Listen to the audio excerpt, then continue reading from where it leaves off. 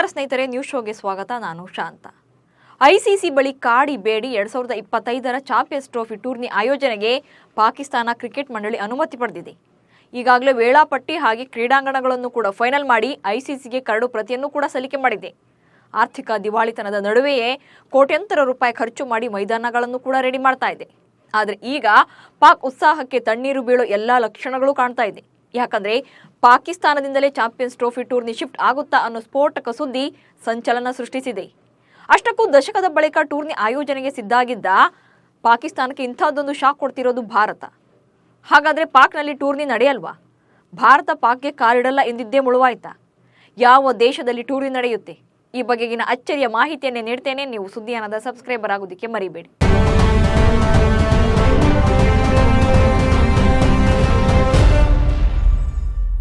ಪಾಕಿಸ್ತಾನದಲ್ಲಿ ಒಂದಿಲ್ಲೊಂದು ದಾಳಿಗಳು ನಡೀತಾನೆ ಇರುತ್ತವೆ.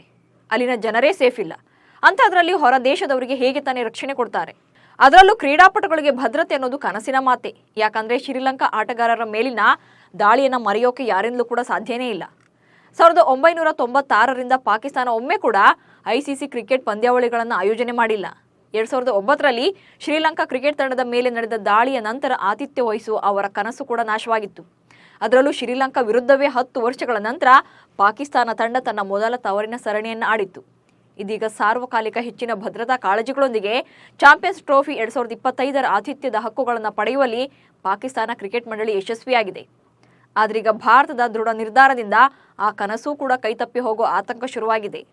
2025ರ ಚಾಂಪಿಯನ್ಸ್ ಟ್ರೋಫಿ ಟೂರ್ನಿಯನ್ನು ಪಾಕಿಸ್ತಾನದಲ್ಲಿ ನಡೆಸೋಕೆ ಐಸಿಸಿ ಅನುಮತಿಯನ್ನು ನೀಡಿದೆ. ಅದರಂತೆ ಪಾಕಿಸ್ತಾನ ಕ್ರಿಕೆಟ್ ಮಂಡಳಿ ಶೆಡ್ಯೂಲ್ ಕೂಡ ಫಿಕ್ಸ್ ಮಾಡಿದೆ. ಫೆಬ್ರವರಿ 19ರಂದು ಉದ್ಘಾಟನಾ ಪಂದ್ಯವನ್ನು ಕರಾಚಿಯಲ್ಲಿ ಆಯೋಜಿಸಲಾಗ್ತಾ ಇದೆ. ಮೊದಲ ಪಂದ್ಯದಲ್ಲಿ ಪಾಕಿಸ್ತಾನ ಮತ್ತು ನ್ಯೂಜಿಲೆಂಡ್ ತಂಡಗಳು ಮುಖಾಮುಖಿಯಾಗಲಿವೆ. ಇನ್ನು ಭಾರತ ತಂಡ ಫೆಬ್ರವರಿ 20ರಂದು ಬಾಂಗ್ಲಾದೇಶ ವಿರುದ್ಧ ಕಣಕ್ಕಿಳಿಯಲಿದೆ. ಇಲ್ಲಿಂದ ತನ್ನ ಅಭಿಯಾನವನ್ನು ಆರಂಭಿಸಲಿದೆ. ಒಟ್ಟಾರೆ 8 ತಂಡಗಳು ಟೂರ್ನಿಯಲ್ಲಿ ಭಾಗವಹಿಸ್ತಾ ಇದ್ದು ಮಾರ್ಚ್ 1ರಂದು ಭಾರತ ಮತ್ತು ಪಾಕಿಸ್ತಾನ ಪಂದ್ಯ ನಡೆಯಲಿದೆ. ಭಾರತದ ಎಲ್ಲಾ ಪಂದ್ಯಗಳನ್ನು ಲಾಹೋರ್ನಲ್ಲೇ ನಡೆಸುವುದಾಗಿ ಪಿಸಿಬಿ ಹೇಳಿದೆ. ಬಟ್ ಪಾಕಿಸ್ತಾನಕ್ಕೆ ಭೇಟಿ ನೀಡಲು ಭಾರತ ಸರ್ಕಾರ ಈವರೆಗೂ ಕೂಡ ಬಿಸಿಸಿಐಗೆ ಒಪ್ಪಿಗೆಯನ್ನು ನೀಡಿಲ್ಲ. ಟೀಂ ಇಂಡಿಯಾ ಆಟಗಾರರ ರಕ್ಷಣಾ ದೃಷ್ಟಿಯಿಂದ ಒಪ್ಪಿಗೆ ನೀಡೋ ಸಾಧ್ಯತೆ ಕೂಡ ಕಡಿಮೆ ಇದೆ. ಹೀಗಾಗಿ ಬಿಸಿಸಿಐ ಸರ್ಕಾರದ ಒಪ್ಪಿಗೆ ಇಲ್ಲದೆ ಪಾಕ್ಗೆ ಕಾಲಿಡಲ್ಲ ಅಂತ ಸ್ಪಷ್ಟವಾಗಿ ಹೇಳಿದೆ. ಭಾರತದ ಇದೇ ದಿಟ್ಟ ನಿರ್ಧಾರದಿಂದ ಈಗ ಟೂರ್ನಿಯೇ ಶಿಫ್ಟ್ ಆಗುತ್ತೆ ಎಂಬ ಸುದ್ದಿ ಹರಿದಾಡ್ತಾ ಇದೆ. ಭದ್ರತಾ ಕಾರಣದಿಂದ ಪಾಕಿಸ್ತಾನಕ್ಕೆ ಬಿಸಿಸಿಐ ಪ್ರವಾಸ ಕೈಗೊಳ್ಳದೇ ಇದ್ರೆ ದುಬೈ ಅಥವಾ ಶ್ರೀಲಂಕಾಕ್ಕೆ ಟೂರ್ನಿ ಶಿಫ್ಟ್ ಆಗಲಿದೆ ಎಂದು ಟೈಮ್ಸ್ ನೌ ವರದಿ ಮಾಡಿದೆ. ಶ್ರೀಲಂಕಾ ಕ್ರಿಕೆಟ್ ಬೋರ್ಡ್ ಕೂಡ ಟೀಂ ಇಂಡಿಯಾ ಆಟಗಾರರು ಪಾಕಿಸ್ತಾನಕ್ಕೆ ಪ್ರವಾಸ ಮಾಡದೇ ಇದ್ರೆ ಟೂರ್ನಿ ಶಿಫ್ಟ್ ಆಗೋ ಸಾಧ್ಯತೆ ಇದೆ ಎಂದಿದ್ದಾರೆ. ಇದೇ ವಿಚಾರವಾಗಿ ಇಂಗ್ಲೆಂಡ್ ಮತ್ತು ಆಸ್ಟ್ರೇಲಿಯಾ ಕ್ರಿಕೆಟ್ ಮಂಡಳಿಗಳು ಕೂಡ ಭಾರತದ ನಿರ್ಧಾರ ಪರ ಇವೆ. ಐಸಿಸಿ ವಾರ್ಷಿಕ ಸಮ್ಮೇಳನ ಸಭೆಯಲ್ಲೂ ಕೂಡ ಭಾರತದ ಪರ ನಿಲ್ಲೋದಾಗಿ ಹೇಳಿವೆ. ಹೀಗಾಗಿ ಭಾರತ ಪಾಕಿಸ್ತಾನಕ್ಕೆ ಕಾಲಿಡದೇ ಇದ್ರೆ ಇಡೀ ಟೂರ್ನಿಯ ಶಿಫ್ಟ್ ಆಗೋ ಆತಂಕ ಈಗ ಪಾಕಿಸ್ತಾನದ ಟೆನ್ಷನ್ಗೆ ಕಾರಣವಾಗಿದೆ. ಹಾಗೇನಾದ್ರೂ ಚಾಂಪಿಯನ್ಸ್ ಟ್ರೋಫಿ ಟೂರ್ನಿ ಪಾಕಿಸ್ತಾನದಿಂದ ಕಂಪ್ಲೀಟ್ ಆಗಿ ಶಿಫ್ಟ್ ಆಗಿದ್ದೆ ಆದ್ರೆ ಅದಕ್ಕೆ ಕಾರಣವೇ ಅವರ ಹಠಮಾರಿ ಧೋರಣೆ. 2025ರ ಚಾಂಪಿಯನ್ಸ್ ಟ್ರೋಫಿ ಕ್ರಿಕೆಟ್ ಪಂದ್ಯಾವಳಿಯ ಎಲ್ಲಾ ಪಂದ್ಯಗಳನ್ನು ತನ್ನ ದೇಶದಲ್ಲಿಯೇ ಆಯೋಜನೆ ಮಾಡೋದಾಗಿ ಪಾಕಿಸ್ತಾನ ಕ್ರಿಕೆಟ್ ಮಂಡಳಿ ಹಠಕ್ಕೆ ಬಿದ್ದಿದೆ. ಅಲ್ಲದೆ ಹೈಬ್ರಿಡ್ ಮಾದರಿಯಲ್ಲಿ ಪಂದ್ಯಾವಳಿಗಳನ್ನು ಆಯೋಜಿಸುವ ಪ್ರಸ್ತಾವನೆಗಳನ್ನು ಕೂಡ ಒಪ್ಪಿಕೊಳ್ತಿಲ್ಲ. ಚಾಂಪಿಯನ್ಸ್ ಟ್ರೋಫಿಯಲ್ಲಿ ಆಡಲು ಪಾಕಿಸ್ತಾನಕ್ಕೆ ಬರಲು ಭಾರತ ತಂಡ ಒಪ್ಪದೇ ಇದ್ರೆ 2026ರಲ್ಲಿ ನಡೆಯಲಿರುವ T20 ವಿಶ್ವಕಪ್ ಪಂದ್ಯಾವಳಿಯಿಂದ ಹಿಂದೆ ಸರಿಯೋದಾಗಿ ಪಾಕಿಸ್ತಾನ ಬೆದರಿಕೆ ಕೂಡ ಹಾಕಿದೆ. ಒಂದು ವೇಳೆ ಪಾಕಿಸ್ತಾನ ಕ್ರಿಕೆಟ್ ಮಂಡಳಿ ಭಾರತದ ಪಂದ್ಯಗಳನ್ನು ತಟಸ್ಥ ಸ್ಥಳದಲ್ಲಿ ಆಡಿಸೋಕೆ ಒಪ್ಪಿಕೊಂಡಿದ್ರೆ ಟೂರ್ನಿ ಶಿಫ್ಟ್ ಆಗುವುದನ್ನು ತಪ್ಪಿಸಬಹುದು. ಟೀಂ ಇಂಡಿಯಾ ಪಾಕಿಸ್ತಾನಕ್ಕೆ ಹೋಗದಿದ್ರೆ ಶ್ರೀಲಂಕಾದಲ್ಲಿ ಭಾರತದ ಎಲ್ಲಾ ಪಂದ್ಯಗಳನ್ನು ನಡೆಸೋಕೆ ಅವಕಾಶ ಇದೆ. ಹೀಗಾಗಿ ಪಾಕಿಸ್ತಾನ ಇನ್ನಾದರೂ ತನ್ನ ಮೊಂಡಾಟ ಬಿಟ್ಟು ಟೀಂ ಇಂಡಿಯಾದ ನಿರ್ಧಾರವನ್ನು ಒಪ್ಪಿಕೊಳ್ಳುತ್ತಾ, ಇಲ್ಲ ಮತ್ತದೇ ರಾಗ ಮತ್ತದೇ ಹಾಡು ಎಂಬಂತೆ ಟೂರ್ನಿ ಆಯೋಜನೆ ಮಾಡುವ ಅವಕಾಶವನ್ನು ಕಳೆದುಕೊಳ್ಳುತ್ತಾ ಅನ್ನೋದನ್ನ ಕಾದು ನೋಡಬೇಕು. ಶ್ರೀಲಂಕಾ ಸರಣಿಗೆ ಟೀಂ ಇಂಡಿಯಾ ಸ್ಕ್ವಾಡ್ ಅನೌನ್ಸ್ ಆಗುವ ಮೊದಲು ತುಂಬಾನೇ ಚರ್ಚೆಯಲ್ಲಿದ್ದ ಹೆಸರು ಅಂದ್ರೆ ಅದು ಕನ್ನಡಿಗ KL ರಾಹುಲ್. ಟೀಂ ಇಂಡಿಯಾ ನಾಯಕ ರೋಹಿತ್ ಶರ್ಮಾ ವಿಶ್ರಾಂತಿಯಲ್ಲಿರೋ ಕಾರಣದಿಂದಾಗಿ ಲಂಕಾ ವಿರುದ್ಧದ ಏಕದಿನ ಸರಣಿಯನ್ನ KL ರಾಹುಲ್ರೇ ಮುನ್ನಡೆಸ್ತಾರೆ ಎನ್ನಲಾಗಿತ್ತು. ಆದರೆ ಅಚ್ಚರಿ ಎನ್ನುವಂತೆ ಲಂಕಾ ವಿರುದ್ಧದ ಸರಣಿಗೆ ರೋಹಿತ್ ಶರ್ಮಾ ಕಂಬ್ಯಾಕ್ ಮಾಡಿದ್ರು. ಸಹಜವಾಗಿಯೇ ನಾಯಕತ್ವ ಅವರ ಪಾಲಾಯಿತು. ಇತ್ತ KL ರಾಹುಲ್ಗೆ ಉಪನಾಯಕನ ಪಟ್ಟವೂ ಕೂಡ ಕೈತಪ್ಪಿ ಹೋಯಿತು. ಶ್ರೀಲಂಕಾ ವಿರುದ್ಧದ ಏಕದಿನ ಸರಣಿಗೆ ರೋಹಿತ್ ಶರ್ಮಾ ಅವರನ್ನ ನಾಯಕರನ್ನಾಗಿ ಮುಂದುವರಿಸಿದ್ರೆ ಉಪನಾಯಕನ ಪಟ್ಟ ಶುಭ್ಮನ್ ಗಿಲ್ಗೆ ನೀಡಲಾಯಿತು. ಇಲ್ಲಿ KL ರಾಹುಲ್ಗೆ ಬರೀ ನಾಯಕ ಉಪನಾಯಕನ ಪಟ್ಟ ಮಾತ್ರ ಕೈತಪ್ಪಿಲ್ಲ, ಮುಂದಿನ ದಿನಗಳಲ್ಲಿ ವಿಕೆಟ್ ಕೀಪರ್ ಬ್ಯಾಟರ್ ಅವಕಾಶ ಕೂಡ ಕೈತಪ್ಪುತ್ತಾ ಅನ್ನೋ ಟೆನ್ಷನ್ ಶುರುವಾಗಿದೆ. ಅದಕ್ಕೆ ಕಾರಣ ಕೂಡ ಇದೆ. ಭಾರತ T20 ತಂಡದ ಖಾಯಂ ಸದಸ್ಯರಾಗಿದ್ದ KL ರಾಹುಲ್ ಈ ಬಾರಿಯ T20 ವಿಶ್ವಕಪ್ಗೂ ಮುನ್ನ ತಂಡದಿಂದ ಹೊರಬಿದ್ದಿದ್ರು. ಪರಿಣಾಮ ರಾಹುಲ್ ಪಾಲಿಗೆ ವಿಶ್ವಕಪ್ ಎನ್ನೋದು ಕನಸಾಗೆ ಉಳಿತು. ಇನ್ನು ಏಕದಿನ ವಿಶ್ವಕಪ್ನಲ್ಲಿ ಅತ್ಯುತ್ತಮ ಪ್ರದರ್ಶನ ನೀಡಿದ್ರಿಂದ ಉಪನಾಯಕತ್ವದ ನಿರೀಕ್ಷೆಯಲ್ಲಿದ್ದರು. ಆದರೆ ಈ ನಿರೀಕ್ಷೆಗಳು ಕೂಡ ಹುಸಿಯಾದವು. ಈಗ ಲಂಕಾ ವಿರುದ್ಧದ ಏಕದಿನ ಸರಣಿಗೆ ಕೇವಲ ಆಟಗಾರನಾಗಿ ಮಾತ್ರ ಆಯ್ಕೆಯಾಗಿದ್ದಾರೆ. ಅದು ಕೂಡ 2ನೇ ವಿಕೆಟ್ ಕೀಪರ್ ಆಗಿ ಎಂಬುದು ಇಲ್ಲಿ ಉಲ್ಲೇಖಾರ್ಹ. ಮುಂದಿನ ದಿನಗಳಲ್ಲಿ ಸಂಜು ಸ್ಯಾಮ್ಸನ್, ಇಶಾನ್ ಕಿಶನ್ ಅಥವಾ ಋತುರಾಜ್ ಗಾಯಕ್ವಾಡ್ ವಿಕೆಟ್ ಕೀಪರ್ ಆಗಿ ಎಂಟ್ರಿ ಕೊಟ್ರೆ ರಾಹುಲ್ ತಲೆದಂಡವಾಗೋದು ನಿಶ್ಚಿತ. ಇದೇ ಕಾರಣಕ್ಕೆ ಅವರಿಗೆ ಉಪನಾಯಕತ್ವ ನೀಡಲಾಗಿದ್ದ ಎಂಬ ಮಾತುಗಳು ಕೂಡ ಕೇಳಿಬರ್ತಾ ಇವೆ. ಮತ್ತೊಂದು ಕಡೆ ಗಾಯದ ಸಮಸ್ಯೆ ಕೆಎಲ್ ರಾಹುಲ್ ಪಾಲಿಗೆ ಹಿನ್ನಡೆ ಆಗ್ತಾ ಇರೋದು ಸುಳ್ಳಲ್ಲ. ಕಳೆದ 10 ವರ್ಷಗಳಲ್ಲಿ ಕೆಎಲ್ ರಾಹುಲ್ ಟೀಂ ಇಂಡಿಯಾ ಪರ ಆಡಿರೋದು 50 ಟೆಸ್ಟ್, 75 ಏಕದಿನ ಮತ್ತು 72 ಟಿ20 ಪಂದ್ಯಗಳನ್ನು ಮಾತ್ರ. ಭಾರತ ತಂಡದ ಖಾಯಂ ಸದಸ್ಯರಾದ ಬಳಿಕ ಕೂಡ ರಾಹುಲ್ ಸತತ ಸರಣಿಗಳನ್ನು ಆಡೋಕ್ಕಾಗಿಲ್ಲ. ಒಂದು ಸರಣಿಯಿಂದ ಮತ್ತೊಂದು ಸರಣಿಗೆ ಹೋಗುವಷ್ಟರಲ್ಲಿ ಫಿಟ್ನೆಸ್ ಸಮಸ್ಯೆಗೆ ಒಳಗಾಗ್ತಾರೆ. ಇದುವೇ ಕೆಎಲ್ ರಾಹುಲ್ ಪಾಲಿಗೆ ಈಗ ಮುಳುವಾಗಿ ಪರಿಣಮಿಸಿದೆ. ಯಾಕಂದ್ರೆ ಚಾಂಪಿಯನ್ಸ್ ಟ್ರೋಫಿ ಬಳಿಕ ಏಕದಿನ ತಂಡದ ನಾಯಕತ್ವದಿಂದ ರೋಹಿತ್ ಶರ್ಮಾ ಕೆಳಗಿಳಿಯೋದು ಖಚಿತ. ಹೀಗಾಗಿಯೇ 32 ವರ್ಷದ ಅನುಭವಿ ಆಟಗಾರ ಕೆಎಲ್ ರಾಹುಲ್ ಪಾಲಿಗೆ ಮುಂದಿನ ವರ್ಷ ನಾಯಕತ್ವ ಒಲಿಯುವುದು ಖಚಿತ ಎನ್ನಲಾಗಿತ್ತು. ಆದರೆ ಈಗ ಗಾಯದ ಸಮಸ್ಯೆಯನ್ನೇ ಮುಂದಿಟ್ಟುಕೊಂಡು ಆಯ್ಕೆ ಸಮಿತಿ ರಾಹುಲ್ಗೆ ಉಪನಾಯಕನ ಪಟ್ಟ ನೀಡಲು ಹಿಂದೇಟು ಹಾಕಿದೆ. ಭವಿಷ್ಯದ ದೃಷ್ಟಿಯಿಂದ ಶುಭ್ಮನ್ ಗಿಲ್ಗೆ ವೈಸ್ ಕ್ಯಾಪ್ಟನ್ ಜವಾಬ್ದಾರಿಯನ್ನು ನೀಡಲಾಗಿದೆ. ಟಿ20 ವಿಶ್ವಕಪ್ ಹಾಗೆ ಇತ್ತೀಚೆಗೆ ನಡೆದ ಜಿಂಬಾಬ್ವೆ ಸರಣಿಯಿಂದ ಹೊರಗೆ ಉಳಿದಿದ್ದ ಕೆಎಲ್ ರಾಹುಲ್ ಈಗ ಲಂಕಾ ಸರಣಿಗೆ ಸೆಲೆಕ್ಟ್ ಆಗಿದ್ದಾರೆ ನಿಜ. ಆದರೆ ಕೆಎಲ್ ರಾಹುಲ್ 2027ರ ಏಕದಿನ ವಿಶ್ವಕಪ್ ಆಡುವ ಬಗ್ಗೆ ಸ್ಪಷ್ಟತೆ ಇಲ್ಲ.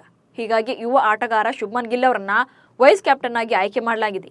ಅಲ್ಲದೆ ಗಿಲ್ ಅವರನ್ನ ರೋಹಿತ್ ಶರ್ಮಾ ಅವರ ಉತ್ತರಾಧಿಕಾರಿ ಎಂದು ಬಿಸಿಸಿಐ ಮಟ್ಟದಲ್ಲಿ ಬಿಂಬಿಸಲಾಗ್ತಾ ಇದೆ. ಇತ್ತ ಟಿ20 ತಂಡದಿಂದ ಹೊರಬಿದ್ದಿರುವ ಕೆಎಲ್ ರಾಹುಲ್ ತಂಡದಲ್ಲಿ ತಮ್ಮ ಸ್ಥಾನವನ್ನು ಉಳಿಸಿಕೊಳ್ಳಬೇಕಿದ್ರೆ ಭರ್ಜರಿ ಪ್ರದರ್ಶನ ನೀಡಲೇಬೇಕು. ಅದರಲ್ಲೂ ರಿಷಬ್ ಪಂತ್ ಅವರನ್ನ ಹಿಂದಿಕ್ಕಿ ವಿಕೆಟ್ ಕೀಪರ್ ಬ್ಯಾಟರ್ ಆಗಿ ತಮ್ಮ ಸ್ಥಾನವನ್ನ ಭದ್ರಪಡಿಸಿಕೊಳ್ಳಬೇಕಾದ ಅನಿವಾರ್ಯತೆ ಇದೆ. ಇಲ್ಲದೇ ಇದ್ರೆ ಮುಂಬರುವ ಸರಣಿಗಳಲ್ಲಿ ಕೆಎಲ್ ರಾಹುಲ್ ಅವರ ಸ್ಥಾನವನ್ನ ಇಶಾನ್ ಕಿಶನ್, ಋತುರಾಜ್ ಗಾಯಕ್ವಾಡ್ ಅಥವಾ ಸಂಜು ಸ್ಯಾಮ್ಸನ್ ಪಾಲಾಗೋದ್ರಲ್ಲಿ ಅನುಮಾನವೇ ಇಲ್ಲ. ಸೊ ಲಂಕಾ ಸರಣಿಯಲ್ಲಿ ರಾಹುಲ್ ಹೇಗೆ ಪ್ರದರ್ಶನ ನೀಡಲಿದ್ದಾರೆ ಅನ್ನೋದು ಅವರ ಭವಿಷ್ಯವನ್ನು ನಿರ್ಧಾರ ಮಾಡಲಿದೆ. ಲೋಕಸಭಾ ಚುನಾವಣೆಯಲ್ಲಿ ಹಾಸನ ಕ್ಷೇತ್ರದಿಂದ ಆಯ್ಕೆಯಾಗಿರುವ ಕಾಂಗ್ರೆಸ್ನ ಶ್ರೇಯಸ್ ಎಂ ಪಟೇಲ್ ಮತ್ತು ದಾವಣಗೆರೆ ಕ್ಷೇತ್ರದಿಂದ ಚುನಾಯಿತರಾಗಿರುವ ಡಾಕ್ಟರ್ ಪ್ರಭಾ ಮಲ್ಲಿಕಾರ್ಜುನ್ ಅವರ ಆಯ್ಕೆಯನ್ನ ಅಸಿಂಧುಗೊಳಿಸುವಂತೆ ಕೋರಿ ಹೈಕೋರ್ಟ್ಗೆ 2 ಪ್ರತ್ಯೇಕ ಚುನಾವಣಾ ತಕರಾರು ಅರ್ಜಿಗಳು ಸಲ್ಲಿಕೆಯಾಗಿವೆ. ಶ್ರೇಯಸ್ ಪಟೇಲ್ ಅವರ ನಾಮಪತ್ರ ಕ್ರಮಬದ್ಧವಾಗಿಲ್ಲ. ಅವರು ಹಿಂದಿನ 5 ವರ್ಷಗಳ ಆದಾಯ ತೆರಿಗೆ ರಿಟರ್ನ್ ಸಲ್ಲಿಸಿಲ್ಲ.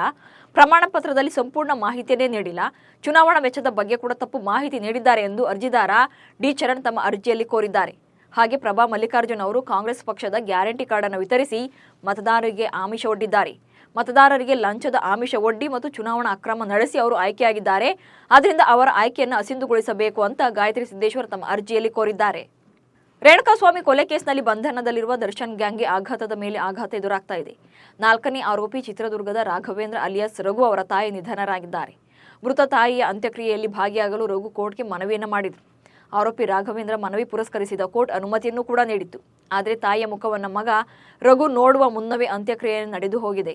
ಆರೋಪಿ ರಘು ಅಂತ್ಯಕ್ರಿಯೆಗೆ ಬರಲು ಅನುಮತಿ ಸಿಗೋದಿಲ್ಲ ಎಂದು ಕುಟುಂಬಸ್ಥರೇ ಅಂತ್ಯಕ್ರಿಯೆ ಮಾಡಿ ಮುಗಿಸಿದ್ದಾರೆ. ಟೀಂ ಇಂಡಿಯಾ ವೇಗಿ ಮೊಹಮ್ಮದ್ ಶಮಿ ಹಾಗೆ ಟೆನ್ನಿಸ್ ತಾರೆ ಸಾನಿಯಾ ಮಿರ್ಜಾ ಮದುವೆ ಆಗಲಿದ್ದಾರೆ ಎಂಬ ಸುದ್ದಿ ವೈರಲ್ ಆಗಿತ್ತು.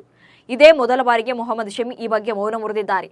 ಊಹಾಪೋಹಗಳಿಗೆ ತೆರೆ ಎಳೆದಿದ್ದು ಖಡಕ್ ಆಗಿ ಎಚ್ಚರಿಕೆಯನ್ನು ಕೂಡ ನೀಡಿದ್ದಾರೆ. ಸೋಷಿಯಲ್ ಮೀಡಿಯಾ ಬಳಸುವ ಪ್ರತಿಯೊಬ್ಬರು ಕೂಡ ಜವಾಬ್ದಾರಿಯಿಂದ ವರ್ತಿಸಬೇಕು. ಅಸಂಬದ್ಧ ಸುದ್ದಿಗಳನ್ನು ಹಂಚಿಕೊಳ್ಬೇಡಿ. ಧೈರ್ಯವಿದ್ದರೆ ವೆರಿಫೈಡ್ ಪೇಜ್ಗಳಲ್ಲಿ ಇಂಥದ್ದನ್ನು ಶೇರ್ ಮಾಡಲಿ. ಆಗ ನಾನು ಖಂಡಿತವಾಗಿಯೂ ಕೂಡ ರಿಪ್ಲೈ ನೀಡ್ತೇನೆ ಅಂತ ಶಮಿ ಖಡಕ್ ಆಗಿ ತಿರುಗೇಟು ಕೊಟ್ಟಿದ್ದಾರೆ. ಲಂಕಾ ಸರಣಿಗೆ ಅದ್ಭುತ ಫಾರ್ಮ್ನಲ್ಲಿರುವ ಋತುರಾಜ್ ಗಾಯಕ್ವಾಡ್, ಅಭಿಷೇಕ್ ಶರ್ಮಾ ಹಾಗೆ ಏಕದಿನ ತಂಡಕ್ಕೆ ಸಂಜು ಸ್ಯಾಮ್ಸನ್ ಕೈ ಬಿಟ್ಟಿರೋದ್ರ ಬಗ್ಗೆ ಭಾರಿ ಚರ್ಚೆ ಆಗ್ತಾ ಇದೆ. ಅದರಲ್ಲೂ ಋತುರಾಜ್ರನ್ನ ತಂಡದಿಂದ ಕೈ ಬಿಟ್ಟಿರುವುದಕ್ಕೆ ಹೊಸ ಕೋಚ್ ಗಂಭೀರ್ ವಿರುದ್ಧ ಆಕ್ರೋಶವನ್ನು ಹೊರಹಾಕಲಾಗ್ತಾ ಇದೆ. ಧೋನಿ ಶಿಷ್ಯ ಎಂಬ ಕಾರಣಕ್ಕೆ ತಂಡದಲ್ಲಿ ಆಯ್ಕೆ ಮಾಡಿಲ್ಲ ಎಂಬ ಆರೋಪ ಕೇಳಿಬಂದಿದೆ. ಗಂಭೀರ್ ಇದನ್ನು ಉದ್ದೇಶಪೂರ್ವಕವಾಗಿಯೇ ಮಾಡ್ತಿದ್ದಾರೆ. ಋತುರಾಜ್ ಧೋನಿಯ ಶಿಷ್ಯನಾಗಿರೋದ್ರಿಂದ ತಂಡದಲ್ಲಿ ಸ್ಥಾನ ಪಡೆದಿಲ್ಲ ಎಂದು ಕಿಡಿಕಾರಿದ್ದಾರೆ. ಹಾರ್ದಿಕ್ ಪಾಂಡ್ಯ ಹಾಗೆ ನತಾಶಾ ದಾಂಪತ್ಯಕ್ಕೆ ಪೂರ್ಣ ವಿರಾಮ ಬಿದ್ದಿದ್ದು ಈ ಬಗ್ಗೆ ಇಬ್ಬರು ಕೂಡ ಘೋಷಣೆ ಮಾಡಿದ್ದಾರೆ. ಆದ್ರೀಗ ಹಾರ್ದಿಕ್ ಪಾಂಡ್ಯ ಮತ್ತೊಬ್ಬ ಬಾಲಿವುಡ್ ಬೆಡಗಿಯ ಜೊತೆ ಹೊಸ ಸಂಬಂಧ ಬೆಳೆಸಲು ಮುಂದಾಗಿದ್ದಾರೆ ಎಂಬ ಸುದ್ದಿ ಹರಿದಾಡ್ತಿದೆ. ಹಾರ್ದಿಕ್ ಪಾಂಡ್ಯ ನತಾಶಾ ಅವರಿಂದ ದೂರಾದ ಬೆನ್ನಲ್ಲೇ ಬಾಲಿವುಡ್ ತಾರೆ ಅನನ್ಯ ಪಾಂಡ್ಯ ಅವರನ್ನ ಇನ್ಸ್ಟಾಗ್ರಾಂನಲ್ಲಿ ಫಾಲೋ ಮಾಡಲು ಆರಂಭಿಸಿದ್ದಾರೆ. ಹಾಗೆ ಅನನ್ಯ ಪಾಂಡ್ಯ ಕೂಡ ಹಾರ್ದಿಕ್ ಪಾಂಡ್ಯ ಅವರನ್ನ ಇನ್ಸ್ಟಾಗ್ರಾಂನಲ್ಲಿ ಫಾಲೋ ಮಾಡ್ತಿದ್ದಾರೆ. ಅಲ್ಲದೆ ಅನಂತ್ ಅಂಬಾನಿ ಮತ್ತು ರಾಧಿಕಾ ಮರ್ಚೆಂಟ್ ಮದುವೆಯ ಸಂದರ್ಭದಲ್ಲೂ ಕೂಡ ಹಾರ್ದಿಕ್ ಪಾಂಡ್ಯ ಹಾಗೆ ಅನನ್ಯ ಪಾಂಡೆ ಬಿಂದಾಸ್ ಆಗಿ ಸ್ಟೆಪ್ಸ್ ಹಾಕಿದ್ರು. ಹೀಗಾಗಿ ಹಾರ್ದಿಕ್ ಪಾಂಡ್ಯ ಮತ್ತು ಅನನ್ಯ ಪಾಂಡೆ ರಿಲೇಶನ್ಶಿಪ್ ಬಗ್ಗೆ ಗುಸುಗುಸು ಶುರುವಾಗಿದೆ. ಇವಿಷ್ಟು ಇವತ್ತಿನ ನ್ಯೂಸ್ ಶೋ ಸುದ್ದಿಗಳು. ನಮಸ್ಕಾರ.